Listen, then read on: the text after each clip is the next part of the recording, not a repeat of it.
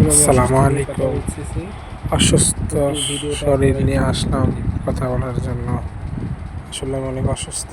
দেখেন এই যে আরিচা দরজে ঘাটে যে অ্যাক্সিডেন্টটা ঘটলো, আসলে অনেকটাই শোকাকৃত এবং মনকে অনেকটাই খারাপ করে দিল যে ঈদুল আজহা পেরিয়ে অনেক কষ্ট করে মানুষ বাড়ি যেয়ে ঈদ করে ফেরার সময় যে আরিচা ঘাটে যে ঘটনাটা ঘটলো ভাই, আসলে চোখ দিয়ে পানি আসার মতো কাহিনী ভাই।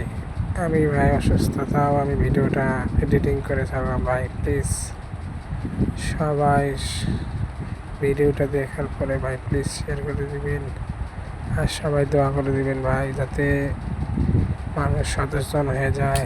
বাস ড্রাইভাররা, বাস যারা চালায় তাদেরকে উদ্দেশ্য করে বলছে ভাই প্লিজ 10 মিনিটের রাস্তা 2 মিনিটে যান, এই ভুলগুলো করবেন না। অবশ্যই আপনারা যাত্রীর নিরাপত্তা রেখে নিজের কন্ট্রোলিং ঠিক রেখে গাড়ি চালাবেন। আপনি যদি ব্রেকটা ঠিক করে চালাইতেন ভাই, তাহলে এই দুর্ঘটনাটা ঘটতো না ভাই। আপনার একটা ভুলের কারণে দেখেন কতগুলা যাত্রীর আজকে মৃত্যু শয্যায় চলে গেল ভাই। প্লিজ আপনারা তাদের জন্য দোয়া করবেন।